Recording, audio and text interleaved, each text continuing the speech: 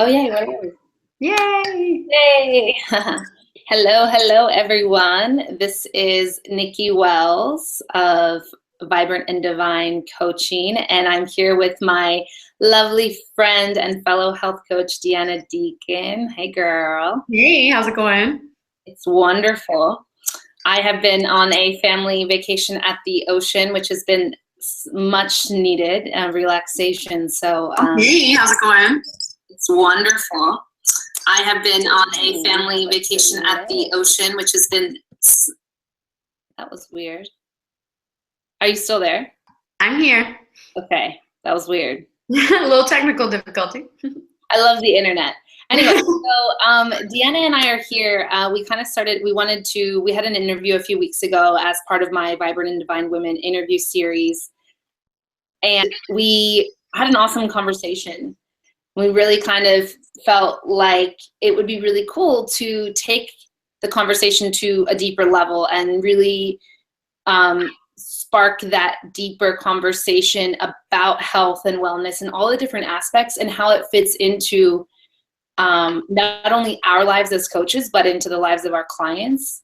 And so that's what we're here with this new little kind of offshoot of my interview series called Higher Vibrations. And today our intention is to have a conversation around spirituality and awakening your own spiritual practice. And really we wanted to share what that looks like for each of us and just kind of get that conversation going. So we're super excited to be here. Just really quickly, I am Nikki Wells of Vibrant and Divine Coaching. I'm a health and holistic lifestyle coach, and I work with women who are ready to dive into and uncover their best lives through healthy lifestyle and habit changes. So that is me. Deanna, let's hear from you. Awesome. I'm so glad to be here. And as Nikki was saying, from our last conversation that we had, which was kind of a fluke, we sort of just found each other online. We just connected immediately. And since then, we've kind of been in touch back and forth about different things that we want to do. And you know, when you find someone that feels like it's kind of your soul sister and you're just automatically connected, that's what this is for us. So for everyone joining in with us, thank you for being here, because this is just a joy for both of us to be doing. And it always makes it more fun when you have a community with you. Absolutely, absolutely. And that really kind of that piece of cultivating that community, right, is so important for both of us. I think as women and entrepreneurs, you know, we really are working to find our group of people, right? And I think everybody, not just entrepreneurs, are always on that path of who are my people, who are the people that I resonate with, that I feel connected to and that I can converse with. And I think that's so cool. And so for as much as sometimes I feel lost on the internet and just overwhelmed by everything, when I get to meet people like you through the internet who live thousands of miles away from me, I'm just like, oh man, I love the internet. It's so amazing. So totally. Totally. It brings some really beautiful people together and allows, it can allow some really magical things to happen. And I really like seeing more and more of that through the internet, as opposed to seeing, you know, negativity being broadcast around. But that kind of leads me into, I was having some time by myself a couple nights ago and asking myself, what am I doing? What's my purpose? You know, I've had this business and I'm working with clients and I know that they're having these beautiful transformations, but what is this about? What is my goal? And what I came up with was, I simply want people to connect. And I started thinking about that. Connect in what way? I want people to connect into their deeper selves so that they can feel empowered and confident and healthy in their bodies and their lives. I want people to connect to a community so they know that at any given time they have the support that they need around them, whether they're physically there or via the internet. Even calls like this, just knowing that you found your tribe, you know where you can go to feel safe. And also just to connect to the universe, connect to the higher power around us, so that they know at any given moment they're taken care of and that everything is unfolding exactly as it needs to be. And so I feel like that just flows so beautifully into our conversation today about awakening your own spiritual practice. And I think our intention with this is to put a few tidbits out there and allow someone who maybe has a bit of a spiritual practice but wants to take it further, allow them the space to explore that, and some tools that we use for ourselves that hopefully will move you forward. I love it. I love it. So And with that, with that whole piece, I think, and this will, through our conversation, looking at how you can really, what is a spiritual practice really? Because I think people may have a certain idea, like I can't possibly have a spiritual practice. I don't go to church, or I don't want to go to church, or I don't want to be a monk. They think that that's, to be a spiritual person means you sit in meditation all day and turn into Buddha or something. So I think it's cool to have this conversation, because it does allow others to see that it's spiritual, and being a spiritual person looks different for everybody, and it means something different for everybody, and that it's all good, right? It's about finding you and taking time for yourself and being centered with yourself. So, I'd love to kind of start the conversation too with, do you want to share with us and the viewers what is spirituality to you, and how did you come to say that you're a spiritual person, or, that you develop a spiritual practice? Sure, yeah. It's so interesting, because I do believe that every single one of us is a spiritual being. It just depends on when we find it, when we take the time to start listening to the messages that are coming to us, when we start tapping into our intuition. And even if an individual doesn't really know what that means, they still are tapping. Still moments in their life when they are connected to their higher self, or to their being. And I think as it kind of started for me was, as a young child, I had a beautiful home, loving family, a lot of fun. We all spent a lot of time together, but I always felt like I was kind of, I didn't really fully fit in with them. I was so emotional. I had all of these feelings, and I didn't know what to do with them, and I didn't know what they meant. And even if someone else was upset, it affected my body physically so strongly, and I didn't understand what that meant. And I connected really deeply with my aunt. And my aunt, I grew up in Vancouver, in BC, in Canada, and my aunt lived on the island, which is about an hour and a half ferry ride away. And I can remember my mom ferrying me over, my aunt picking me up, and I'd spend the weekend with my aunt, and then she'd ferry me back, and then my mom would pick me up. And I just felt such a deep connection to my aunt, and I still do. She's one of my favorite people on the planet. And she always shared with me her spiritual awakening of everything that she was learning, everything that she was experiencing in life. She shared it with me as though I was a peer, as though I was an adult with her. And I found that through that, even though mentally as a 12-year-old, I couldn't quite understand the depth of what she was saying to me, I knew that it was something I needed to hold on to. And so I held on to it tightly. And I remembered everything that she told me, and all the resources that she put my way, I put aside, because I knew they would come up at some point later in my life. So that's kind of been my, the grounding, I guess, to allow me to move forward. And especially since starting my holistic health coach training and practice, it is 100% imperative that I'm connected to myself. So I have to have my own personal spiritual practice, because if I don't, I'm not able to release my own thoughts and my own issues so that I can be present with a client. So I need to have that present in my life. And I find that the more you explore what spirituality means to you and what it looks like for you, like it's almost an addiction. You want more. Like it feels so good just to expand yourself and to grow and to realize that there's empowerment, and then there's also surrendering in it. And it's a really beautiful connection. And so to me, spirituality really comes down to the fact that we are all spiritual beings, and we are just having a human experience. And so connecting to ourselves on that deeper level on a regular basis, stopping all of the mind chatter, allowing us to have the space to just let our intuition flow to us, tapping into our body in any given moment, just checking out, how am I feeling? What do I need? That's your body's way of speaking to you, and that's the spirituality coming through you. And it's just, I love it so much. And I'm so glad we're having this conversation, because I think there needs to be more conversations like this, because there doesn't need to be such a stigma around it. It can simply be your own practice in whatever way that looks. I love that last piece. That is so important. People think that, it is, first of all, beautiful. Thank you for sharing your experience. And I think that that's an interesting, what you shared about feeling different when you were a child, different from your family, even though you love them and it was a beautiful, experience, that you had more emotion and didn't know, we don't necessarily provide the outlet in which to explore that from a young age, or so a lot of people aren't given that. So a huge blessing that you connected with your aunt and that she was able to kind of guide you and share and take you through that journey. So it's very fortunate. And I think the more that we have conversations like this, the more people will, maybe a spark will go off and they'll say, oh, that's what's happening. Like, this is my spiritual awakening, or my connecting with my deeper self.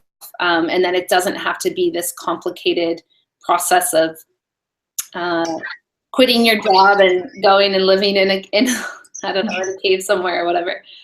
It's really just an unfolding of yourself, kind of peeling away the layers of the onion, and then figuring out what are the ways in which you need to, that you nourish yourself so that you feel centered and connected and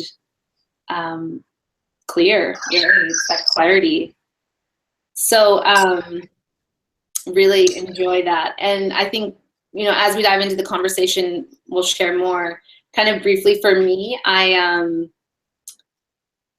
I experienced this, I think my biggest awakening happened when I was in my my second year at university, and I took this class that was in an environmental biology course, and the professor, I just connected with him so deeply, and I was blown away by the messages that he was sharing with me. The class was titled Developing an Ecological Consciousness.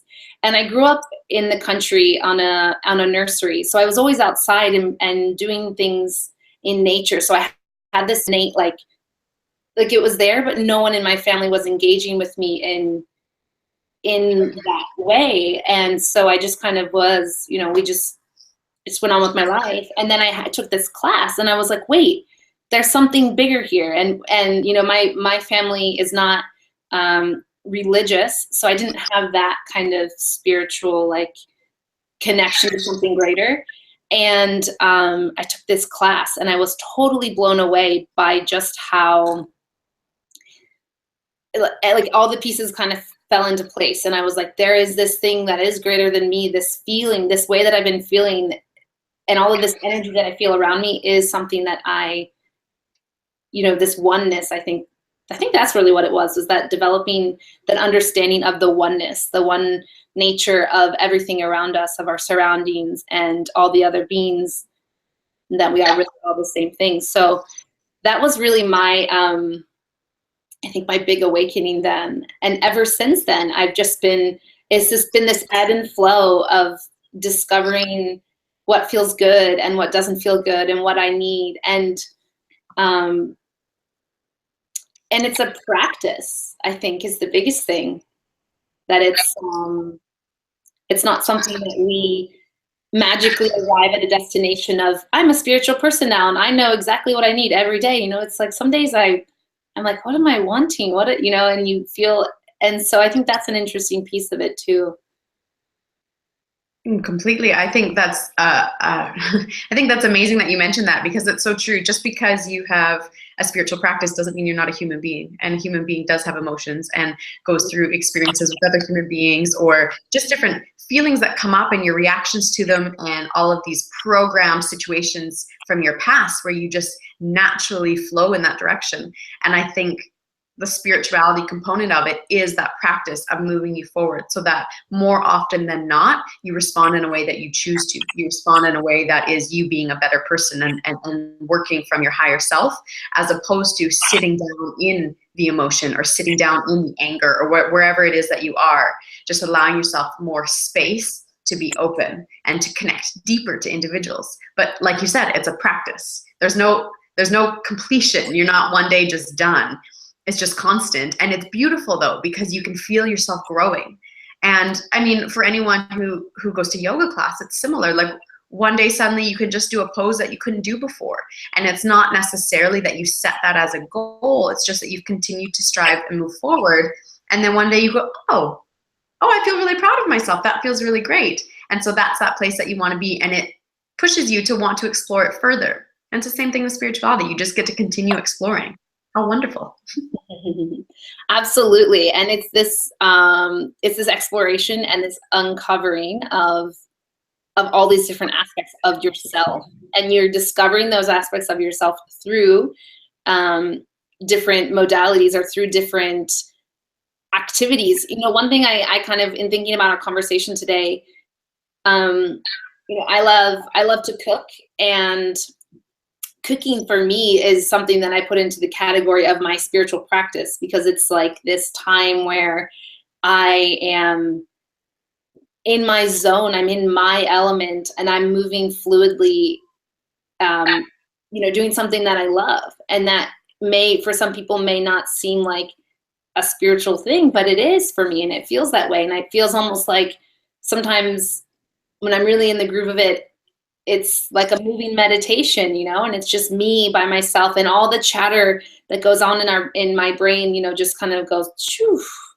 and I'm there, and I'm chopping basil, and the aromatics of that are just like igniting my soul. And I know it sounds, you know, it might sound silly, but it really is. And I think that there is like the coolest part of it, is that finding those things that you really love to do that allow you to really just go into you and be you, and connect deeper with yourself, and connect with your senses, and connect with your body.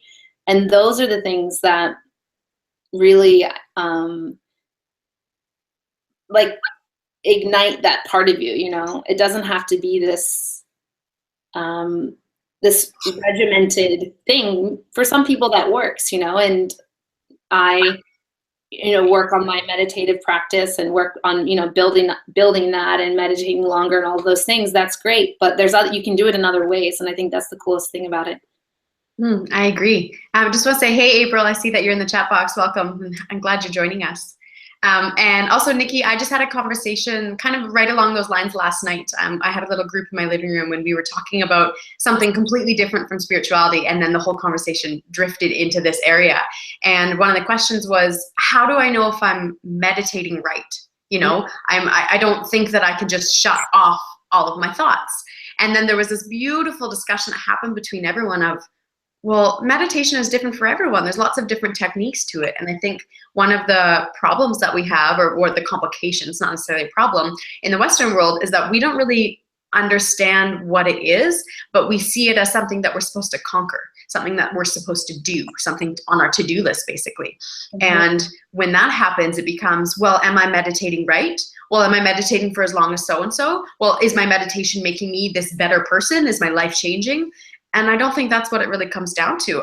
I think what it is like you're saying, how can you release those pesky little thoughts that are in your mind all the time and allow your entire being to just connect and be centered? And whether that's cooking, whether that's running, whether that's yoga class, whether that is listening to music, a guided meditation, playing with your puppy dog, you know, there's so many different ways that you can connect into yourself. And the main thing is just to, as Deepak Chopra says, just to get into the gap between your thoughts. And if you can create a little tiny bit of space for even for 10 seconds, you will start to feel this change happening within you, because suddenly your intuition speaks to you. You have these ideas that come from nowhere and you don't understand what they mean, but you get it. It connects to your being, your system. And it's really important to create the space for those to come to you. Yes, I love that, the concept of the gap, and that it is that it's really like this thing of, you can get, and like you said, you can get into the gap, into those pieces of those spaces of time in all manner of different ways.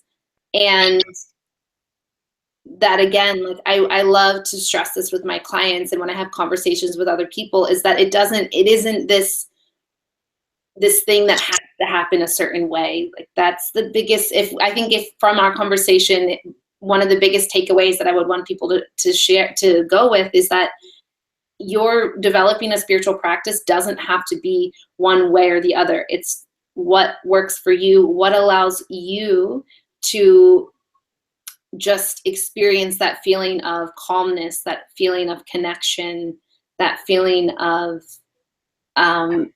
like I said earlier, clarity with yourself. And even if it's only momentarily, like, celebrate that. Wow, I went on a run today, and I felt like I was floating, you know, on a cloud. I had no thoughts. Like, and I think a lot of runners feel that way. and celebrate that, like celebrate that time that you gave yourself to really just be with yourself and not be with, and just, yeah, taking that time, I think, is crucial. I find it really interesting because there's been many moments in my life when my body has 100% spoken to me, and I didn't necessarily ask for it to, and I didn't really do much to make it happen. It just happened. And one of those experiences was when my partner and I lived in New Zealand, and we were looking for a place, an apartment that we could live in. And Luke found this place that he was absolutely in love with. It had a view of the ocean. It was gorgeous. It was big. It was really bright. And we'd be living with another couple, which I was totally fine with. He said, "This is the nicest place I've ever lived in. I really want to live here." And I said, "No, I don't know why, but no, something about this isn't right." And he said, "Well, what? Like, explain it to me." And I said, "I can't, I'm sorry. I can feel it in my body that something isn't right." And I ignored it. And I said, "Okay, fine. You really want to be here. Let's go." We ended up moving all of our stuff in and found out that they actually had a 14-year-old son who now would be living in the living room, sleeping on the couch, because we had taken his room to live there. And it felt so wrong and so terrible to be taking that space from him, and such an important time in his life to have his own space. So we promptly packed our things and left. And that was kind of my first moment of pure intuition speaking to me through my body. It was just that gut feeling, and I really started to understand it. And I'm so grateful to say that now when I have a gut feeling and I mention it to Luke, he says, "Well, all right, I guess you're right." That's awesome. That's awesome. And so maybe like in that experience, talking about that gut feeling, like I think that's an important thing to discuss in this conversation is, how do you develop that connection to yourself and deepen that, ability to listen to that gut feeling and trust it? Because I think that's a lot of people, we have always, we kind of hear that, like, listen to your gut. People say that to you all the time. But what does that even mean, and how do you do that? Like, I think that's a big question that people have, and maybe we can speak to that. What are your initial thoughts there? Totally. I think that listening to your gut is definitely a phrase that you hear a lot. And especially as health coaches, I mean, we work with people to help heal their gut physically. And so the concept of listening to your gut, in terms of like mindfulness or in terms of intuition, they're connected and they're disconnected at the same time. It's really interesting. But I think the number one thing is to start to get in touch with your body, because if you don't have a connection to your body, you won't know whether it's saying yes or no. And when you're up here too much, then you can't feel or you can't hear how your body is responding to things. And it's as simple as eating a banana and saying, how does my body respond to this? How do I feel while I eat this banana? What is this connection that I'm having? And just recognizing, my body feels good right now. That's a good thing. Okay, great. So maybe I really like bananas. Maybe my system likes it. Or maybe my body is happy because I'm calm right now and I'm checking in with myself. And just starting to open up that conversation between your mind and your body, so that more often than not, your body can start to speak to you in that manner. Absolutely, absolutely. That's, a one way that we definitely work with our clients, right, is that helping them, that is this just beginning this conversation. One thing that I always, people get overwhelmed with food and what they should be eating. And it's like, it's really not that complicated. Like when you initially ask yourself what think of a meal that you eat that you feel really great afterwards. And they'll say, oh, I feel great when I eat chicken and broccoli. So great. That's your intuition right there speaking to you. You intuitively knew that you should be, that you feel great when you have chicken and broccoli. So it really isn't that complicated, but it's that taking that first step of saying, okay, I'm going to have a conversation with myself, and I am going to take small moments to connect in with myself and just ask that question, how am I feeling, or what am I needing right now? Or, if I'm feeling overwhelmed, just sitting for a second and asking myself, what do I need right now? And maybe you get the idea of stepping outside. You're at the office and you just feel like, I should step outside for a minute. You should step outside for a minute. That's your intuition. That's what that's what we're developing here, right? Is that trusting that connection and the signs that your body's giving you. If you're overwhelmed at work and you can't breathe, and you ask yourself, what should I do? I feel really overwhelmed. And the first thing that comes to mind is step outside and get some fresh air. Then even for 2 minutes, it's going to make a massive difference. And I think, Totally. yeah. Yeah, no, I completely agree. And I think that it's just, like you said, being willing to ask that question and listen for the answer, even if it, you know, it might take 2 minutes, it might take 10 seconds, but listening for it. April has posted a question in here. Well, a comment and a question. Okay, let's hear it. She says, I have been meditating and feel good, like I'm benefiting, but I'm confused as of last night. All different types, I can't read all of it, all different types and different purposes. Some can cause anxiety. And she asks, transcendental versus mindfulness.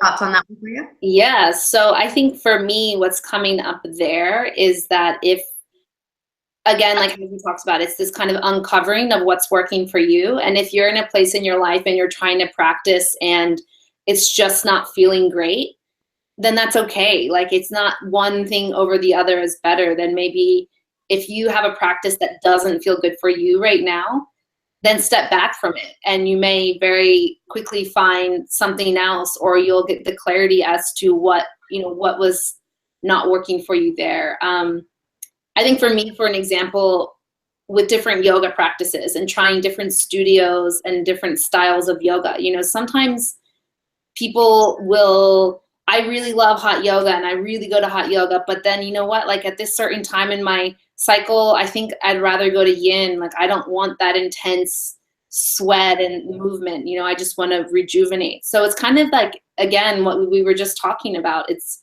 if something is confusing for you or doesn't feel great or is making, you know, if you're sitting in meditation and you're coming out of it feeling overwhelmed and confused, then maybe that practice there isn't quite right for you, and it's about stepping back. What do you think, Deanna? No, I totally agree. I think it can also be connected to how we work with food as well. Like you said, like you check in, and do I feel uplifted? Do I feel empowered? Do I feel good in my body when I practice this way? And I also think that, I mean, as I said, we're spiritual beings having a human practice or a human experience, but that doesn't mean that you and I are at the exact same point in our spiritual practice right now. And so you may tell me that your meditation is transcendental every single day and that's magical for you. And for me, maybe I'm not at that place, and maybe I need to be working, sitting quietly with one mantra just to get 5 minutes of meditation in, and that's where I need to be right now. And acknowledging that and recognizing that you're no better than I am, because I'm at a different place than you, but we're all just on a different journey. And so again, checking in with your body and recognizing, okay, does this feel good? Do I feel like I'm moving forward? Do I feel like I'm holding myself back? Is there something else that I should be seeking? And then just waiting to see what answers come to you. Yes, yes, yes. And that, I think the biggest takeaway for April is that that piece there that you shared about not comparing yourself to somebody else and to their practice. And just because maybe you were exposed to one type of meditation versus another, if it doesn't really, like it's, and anyone will say this to you, if it doesn't feel right for you, then it's okay. It's a practice that maybe you're not at that place. And I certainly have people in my life who I admire deeply, and they have this kind of practice, and then other people who I admire deeply who have this kind of a practice, and neither one of them are the same as my practice. And that's, and then again too, like, you are a constantly evolving person, so your practice today may look very different from your practice tomorrow. And I think that that is something to really acknowledge, that we're growing, and or maybe even what practice worked for you in the past. So yeah. Completely. And actually that just reminded me of just the other night, I wanted to take some time for myself, as usually my practice is in the morning, and I decided that I would like to have some evening time for myself. And I during the day, I envisioned myself sitting there having this beautiful meditation, coming up with all these goals and visions that I had for my business and my personal life. And when it came to it, I wasn't there. That's not what I wanted at that time. So I sat and meditated for a few minutes, and I wasn't connecting to it. So I recognized that, and I said, okay, so now what? And then I actually started just talking. I just talked out loud, and I said, well, what do I want? What am I doing? What's my purpose? What's going on? And as I spoke more and more, all those pesky thoughts kind of drifted away. And it was as though I was in a speaking meditative state, and all of these ideas and thoughts came to me, and suddenly I was speaking so quickly, and I knew that I'd touched on something I was really passionate about, and I was blah, blah, blah, blah, blah. And I really wished that I had recorded the whole thing because I had some great ideas. But so that's just an example of sometimes your body and your mind and your spirit are just not in that place of what you think it is that you need. And so you just need to be aware of that and not judge it and just accept it. Just like Nikki, like you're saying, sometimes with yoga, you want hot yoga and sometimes you want yin, and just acknowledging that and respecting it. Yes, yes, yes, yes. And I love that you had that experience of, you know, thinking, I'm going to sit down and have my quiet meditation and sit on my pillow and all this thing. And then, well, you know, what is that? But taking that as an opportunity also, and just kind of, again, and how amazing is it that you're so connected with yourself to really be able to say, well, and just ask yourself, well, what do I want right now? If this isn't what's working for me, what do I need, you know? And look at the beautiful experience that you got to have because of that.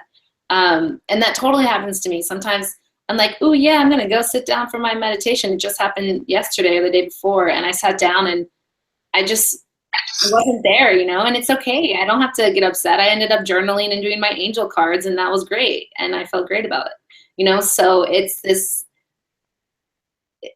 I think self-compassion also applies here, in that we don't have to have this perfect thing, and it doesn't always have to be the way that we mentally plan it out to be. And I think that that's crucial in this. So love it. Yeah, I completely agree. April has mentioned, she said, thank you, that makes sense. The food example is perfect. That's good. I know food always helps. Thank you for that. Meditation does feel good. So maybe you're right. And I think I'm combining both types of these two types. Maybe I haven't finished letting go completely of being a perfectionist. Now I'm distracted. I feel like I need research and make sure I'm doing it right for the mental and chronic illness healing.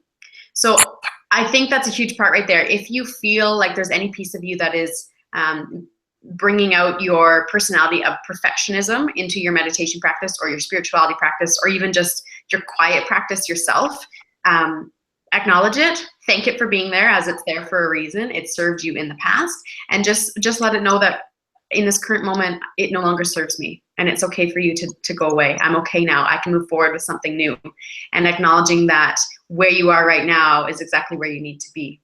I was listening to an Abraham Hicks a YouTube video just the other day, and she said something that really resonated with me. She said, "It is as it is. I am as I am. So then what?" And this was so powerful for me to just acknowledge, yeah, it just is. There doesn't have to be any emotion around any of this. I am who I am. It is what it is. But then what? Do I want to change things? Is there a direction I want to go in? Do I want to shift something? And it just sort of releases that judgment piece and allows you to go from exactly where you are and look forward. And if you're happy exactly where you are and don't want to change anything, then that's beautiful. Then just be in that place and be proud of yourself for being there, because you are an amazing human being who is just doing this thing, just living this life and taking your journey one day at a time. I love that. I love that. And really that it is that in that itself, like that is, you know, the foundation of a spiritual practice, I think, is just being with you, with yourself, wherever you are. And if you want to move forward, then doing the actions that allow you to move forward. And if you love where you are, then doing the actions that allow you to be present where you are. And that's what it's all about. It's not something that is or isn't. It is just what it is. And really getting comfortable in that place of I am who I am, and trusting and knowing that you can evolve if there are things about you that you do want to change. That it's, again, like it's just that doing the action of I am an evolving person, and I'm going to take time for myself to learn about myself so that I can evolve. We don't have to remain the same forever, and we won't, because we're energetic beings and we're constantly changing. So I think that piece is so important, that really you can be, you know, being where you are and also moving forward if that's what you want to do. And it's a day-by-day thing. So yeah, it's so funny. That just reminded me, last night when I was having the conversation with our group about meditation, it reminded me that I've acknowledged and recognized that when I'm on the brink of change, when I know that something is about something inside of me needs to come out because I'm ready to make that change. When I resist it, I do that by arguing with my partner. And suddenly everything that he does is wrong. Suddenly everything that I've done wrong is his fault. And it's like, it doesn't make any actual sense. But that's my acknowledgement of, oh, okay, I need to spend some more time by myself. I need to get a little into a deeper meditation. I need to release all of these thoughts and this resistance because something is changing inside of me and I'm ready to go to that next level. And I mean, we all respond differently, but that's part of also connecting into your body, is acknowledging, how do you resist that change? How do you acknowledge that the change is coming so that you can be open to receive what needs to come to you? Absolutely. Absolutely. Being open to receiving. That's probably a whole other conversation. But I think, I think the important thing there is that, and kind of what the theme here of our conversation has been, is that piece of just kind of learning to connect with yourself and listen to what your body's telling you, and noticing those little changes, those subtle changes. Like I think the example you gave about fighting with your partner when something is changing within you, like that's how it shows up in your life, and learning to recognize those patterns as you move through your life cycles, and you recognize, oh, I'm fighting with my partner a lot again, and you feel that resistance in that, like, in your body. And then once you notice those patterns, then you know what you need to do, like you just shared, to move through that and to release that. And so again, it's just that process of learning to listen and connect in with yourself. And I think it's super beautiful.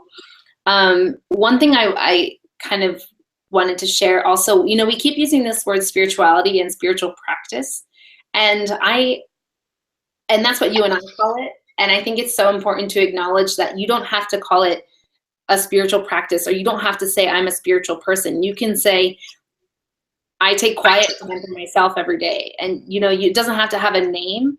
So I think that that's an important piece, because it may carry a certain level of stigma for people. And so just acknowledging that out loud, that it doesn't have to be called a spiritual practice. You can call it whatever you want. You don't have to put any name on it if you don't want to. And I think that that's an important piece, just to kind of tie everything together.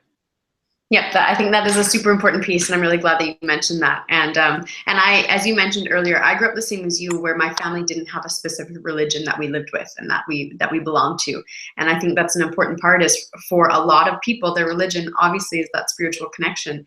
And whether or not you're praying or meditating or whatever it looks like for you is exactly as it should look right now. And in all of the examples that we're giving, if none of those connect to you, that's okay. But just use this conversation as an opportunity to explore what it means to you, explore what you're seeking from it, explore what you're ready to take on, what you're ready to expand into and to learn.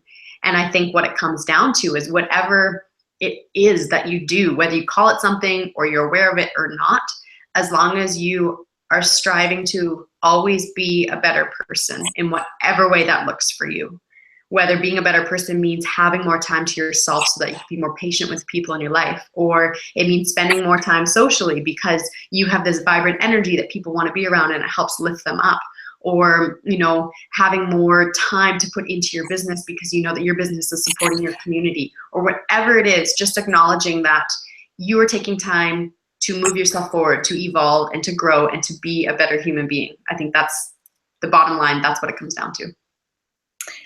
That is the bottom line. You totally nailed it. And I think a really beautiful thought to kind of end our conversation with there is that it is just about you being a better person, being the best version of yourself, whatever that looks like, and being self-compassionate and knowing that you are creating that version of yourself, and that it's this constant, continuous process. And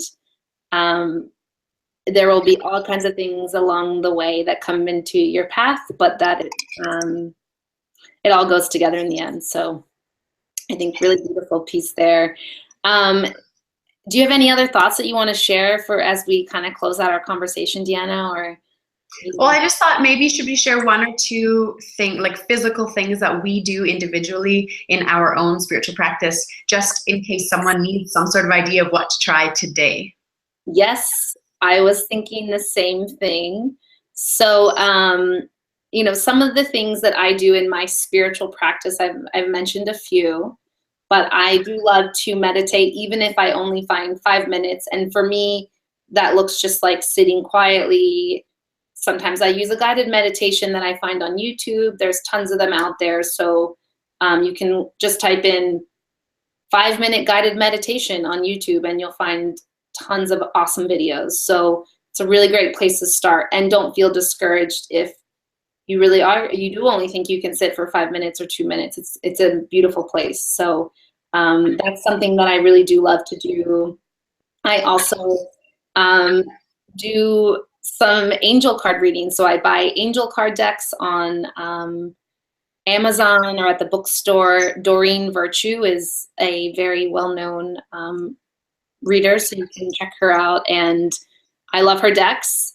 I am by no means an experienced tarot card reader, angel card reader, or anything like that. I just connect with them and I pull the cards pretty much daily just as a little piece of guidance. And it's fun for me and I love that. And that's definitely part of my spiritual practice.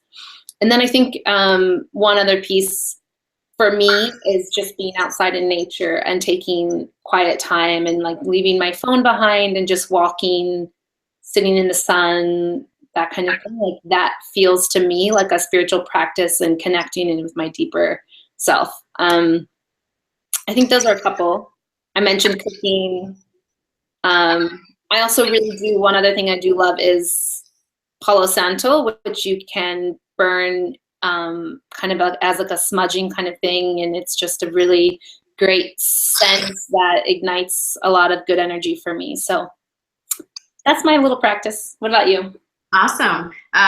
Yeah, a lot of what you're doing is what I'm doing, which is great. So I'll just add a few more to it. On the line of scents, I often use incense or essential oils, and I find because in my mind, as I'm sure many of you are, it's a chatterbox. There's a lot going on up there, and I'm the type who constantly loves to be working on new things. So sometimes it's hard for me to stop and relax and get into that spiritual and meditative component. So I find that by using the scents, either the essential oils or the incense, or sometimes both, it just kind of reminds me that this is my time. I get to relax now. I get to be in this place. And it really helps me get there quicker and go a little bit deeper, which is really nice. And something that I've started this summer, I have been on the road constantly. And in order to keep my own sanity and boundaries and that security in myself, I started listening to Deepak Chopra's, a few of his audiobooks while I'm driving. Definitely not meditative ones because I don't want to be in a meditative state while I'm driving. That doesn't sound safe. But one of my favorites is Creating Affluence. It's like a 40-minute clip or something, and it's amazing and it's beautiful. And I love the way that he describes what spirituality is, how it connects to your body. And the best part about it is so many times he talks about how you don't have to actively do anything. You simply need to create this awareness. And when you create this awareness, your body and your spirit and your mind, it all knows what to do. It knows how to place everything. So you simply need to open yourself up to it and allow it to be a part of your life. And then it all falls into place. And I think that listening to that really just allows me to, okay, so I don't actually have to do anything right now. I'm good. Okay, great. That really helps me out a lot. Totally. I love that. Thank you for sharing those. And of course, anyone who watches the replay, if you guys have any questions and want to dive deeper into any of these conversations, you can reach out to Deanna or I at our respective sites, what's your, where can we find you? Let's put it that way. My company for holistic health coaching is Vitality Pure, and you can find me at vitalitypure.com. Beautiful. And I am here at vibrantanddivine.com. You can contact me, Nikki Wells, here on this website that we're watching this live video on. Awesome, girls. So also viewers, this is the first in a 4-part series that we are doing. So we are meeting bi-weekly here through the end of October.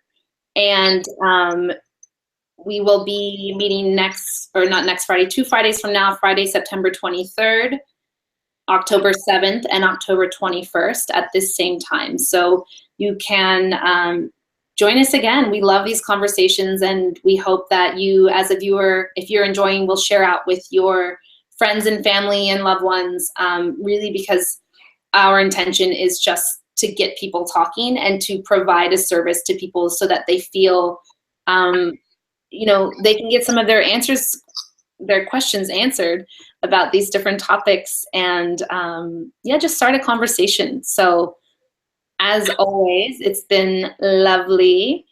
Chica, thank you so much for having me here, and thank you so much for starting the Vibrant and Divine interview series. It's been magical, and if any of you haven't had a chance to check out some of the other interviews that Nikki has done, they're phenomenal. So take some time, give yourself a cup of tea, cozy up on the couch, and just watch them. You will definitely be inspired, and this girl, you got something good going on. Thank you, and I, as always, love and appreciate the support. So yeah, we will talk soon. We hope everyone enjoyed this conversation, and if you have any questions, reach out to us. We have lots of love and gratitude for you all, and we'll see you soon. Bye. Bye.